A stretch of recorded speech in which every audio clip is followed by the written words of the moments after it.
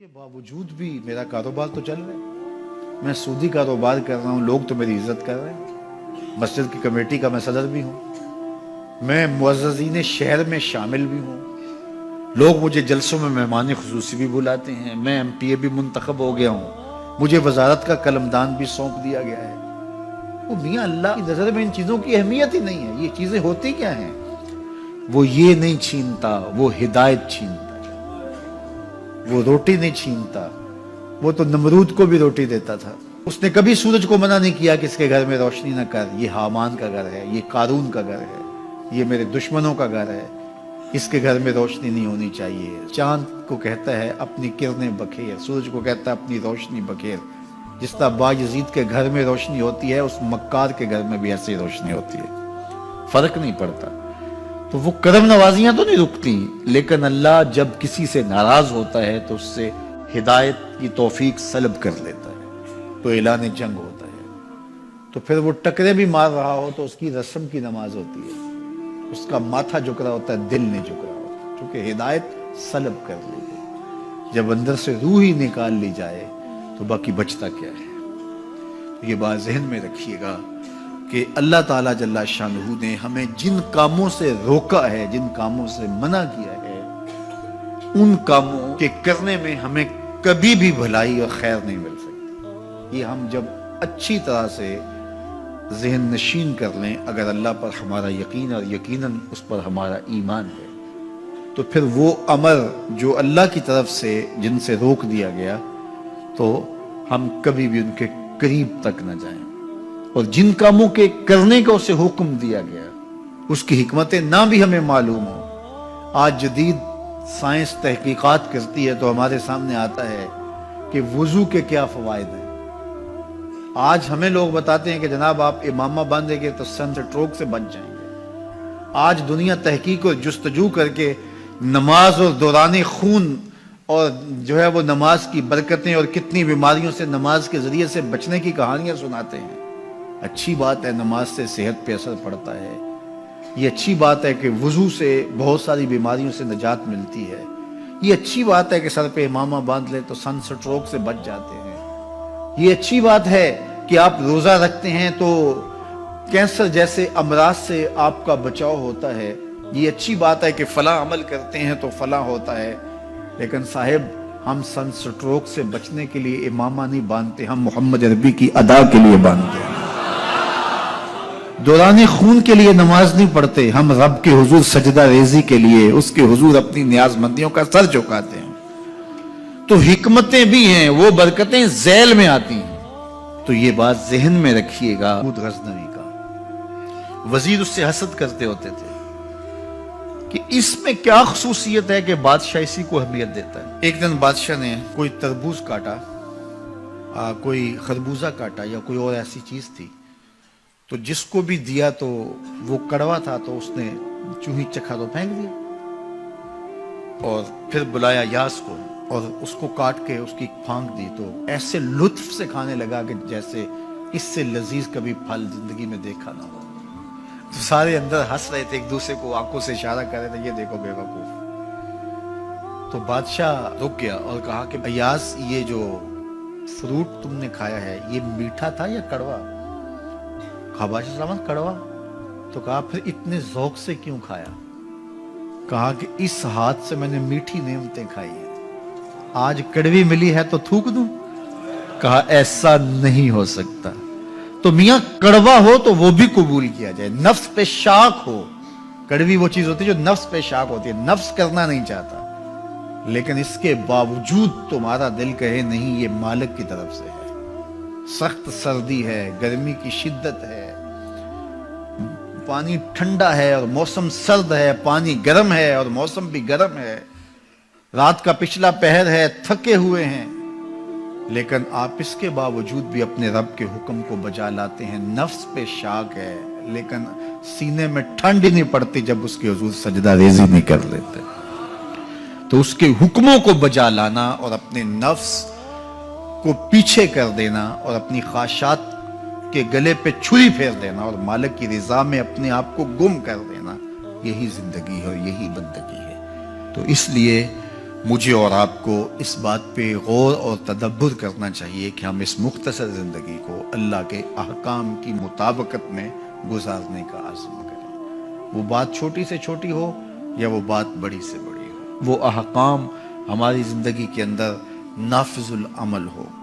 میں پھر وہ بات کہوں گا جو بار بار کہتا ہوں کہ میرے بزرگ ہم سے کہا کرتے تھے، یہ نہ ہو کہ لوگ تمہیں پوچھیں تم کون ہوتے ہو اور تمہیں بتانا پڑے کہ ہم مسلمان ہوتے ہیں۔ فرمایا کرتے تھے صاحب نہ کسی کو پوچھنا پڑے نہ تمہیں بتانا پڑے، تمہاری وضاحت، تمہارا طرز زندگی، تمہارا انداز معاشرت ایسا خوبصورت ہو، تم دور سے آ رہے ہو لوگ پہچان کے کہیں وہ دیکھو محمد عربی کا غلام آ رہا، تم شکل سے پہچانے جاؤ، تم کردار سے پہچانے جاؤ، تم وعدے سے پہچانے جاؤ۔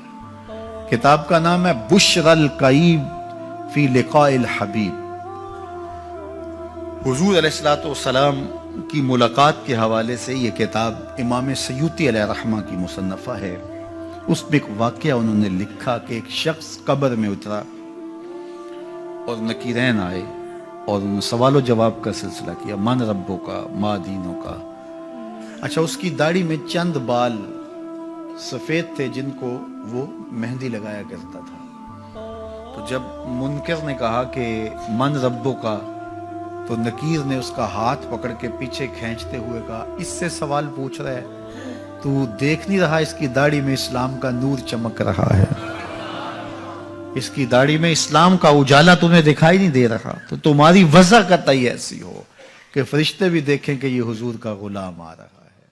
اللہ کے ذکر سے رخ پھیر لے، اللہ کی یاد سے رخ پھیر لے، اللہ کے دین سے اعراض کرے، تو پھر خدا شناسی، قناعت، توکل اور اعمال خیر تو اس سے چھن ہی جائیں گے، اس کو خود فراموشی کے عذاب میں مبتلا کیا جاتا ہے۔ اور قرآن مجید نے ایک دوسرے مقام پہ ارشاد فرمایا وَلَا تَكُونُوا كَالَّذِينَ نَسُوا اللَّهَ فَأَنسَاهُمْ أَنفُسَهُمْ، ان لوگوں کی طرح نہ ہو جانا جنہوں نے رب کو بھلا دیا، وہ بھول گئے، اپنے رب کو بھول گئے۔ غفلت ایسی طاری ہوئی، سویر سے لے کر شام تک اور شام سے سویر تک دنیا دنیا اور دنیا ہی مقصد حیات بن گیا۔ دنیا میں آئے کس لیے تھے، مقصد کیا تھا، بھول گئے۔ میلہ دیکھنے کے لیے آئے تھے، گھر کا راستہ بھول گئے۔ اللہ اکبر۔ تو فرمایا تم ان لوگوں کی طرح نہ ہو جانا۔ پھر اللہ نے انہیں سزا کیا دی، رزق کے دروازے بند کر دیے؟ نہیں۔ ان کی سانسیں چھین لی؟ نہیں۔ سورج کو حکم دے دیا اس کے آنگن میں روشنی نہ بھیجنا؟ نہیں۔ چاند کو چاندنی بکھیرنے سے روک دیا؟ نہیں۔ آب و ہوا روک دی گئی؟ نہیں۔ انہیں کیا سزا ملی جنہوں نے رب کو بھلا دیا؟ فرمایا فَأَنسَاهُمْ أَنفُسَهُمْ، اللہ نے انہیں ان کی ذاتوں سے انہیں بے خبر کر دیا۔ جو خدا فراموش ہوئے وہ خود فراموش ہو گئے، انہیں اپنے آپ سے ہی آگاہی نہ رہی۔ اور مجھے بتاؤ، جسے یہ بھی نہ پتا ہو کہ میں کون ہوں، اپنی شناخت جو بھول جائے، اس کے پلے ہوتا کیا ہے؟ اقبال نے کہا تھا نا، اپنے من میں ڈوب کر پاجا سراغ زندگی، تو میرا نہیں بنتا تو نہ بن، اپنا تو بن۔ مجھے بتائیے 6 فٹ کا جوان ہو، قدے راہ نہ رکھتا ہو، اس کی آنکھیں عقابی ہوں، ماتھا کشادہ ہو، رنگ چمک رہا ہو، ہونٹ گلابی ہوں، لیکن اس کی قمیص کے پیچھے گھر کا ایڈریس لکھا ہو کہ کسی کو ملے تو اس ایڈریس پہ پہنچا دے، تو آپ اس کا چہرہ دیکھ کے کہتے ہیں واہ کیا جوان رانا ہے، کیا اس کے ہونٹ گلابی ہیں، کیا نرگسی آنکھیں ہیں، کیا خوبصورت چہرہ ہے، کیا شمشاد قد ہے۔ لیکن اچانک نظر پڑی تو اس کے گھر کا ایڈریس اس کی قمیص کے پیچھے لکھا تھا۔ آپ نے کہا میں نے دور سے دیکھا، اس کا تو توازن عقلی ہی ٹھیک نہیں، یہ تو بیچارہ جو ہے وہ پاگل ہے۔ تو قد کاٹ ہونے کے باوجود گھر کا ایڈریس پیچھے لکھ دیا گیا، تو اب ہر کوئی سمجھتا ہے کہ یہ بیچارہ فہم و ادراک کے نور سے خالی ہے۔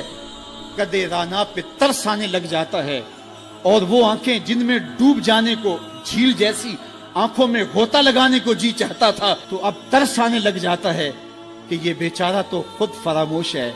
اللہ فرماتا ہے جس نے رب کو بھلا دیا، تم یہ نہ دیکھو اس کے بنگلے کتنے ہیں، یہ نہ دیکھو اس کے پاس کوٹھیاں کتنی ہیں، یہ نہ دیکھو اس کی چمکتی ہوئی کتنی لمبی گاڑی ہے, یہ نہ دیکھو کہ عالی نسب ٹاؤن کے اندر اس کا گھر ہے, یہ نہ دیکھو اس کا بینک بیلنس کتنا ہے, ہاں یہ بھی نہ دیکھو اس کے پاس وزارت کا قلم دان ہے, یہ بھی نہ دیکھو کہ یہ وزارت عظمیٰ کی کرسی پہ بیٹھا ہوا ہے, یہ بھی نہ دیکھو کہ اقتدار کی مستق پہ جھولتا ہے, یہ بھی نہ دیکھا ہو کہ یہ ڈائس پہ کھڑے ہو کے نعرے لگاتا ہے, لوگ آگے سے جواب دے کے واہ واہ کے ڈونگرے برساتے ہیں. کہا اس کی قمیض کے پیچھے لکھا ہوا ایڈریس پڑھ لو, فَأَنْسَاهُمْ أَنفُسَهُمْ, یہ وہ شخص ہے کہ جو اپنا پتہ بھول چکا ہے, جسے پتہ ہی نہیں کہ میں کون ہوں, اس دنیا پہ آیا کیوں, جو آ کے بھول گیا ہے اسے گھر کا رستہ ہی نہیں مل رہا, اور یہ بھاگا پھر رہا دنیا کے اندر.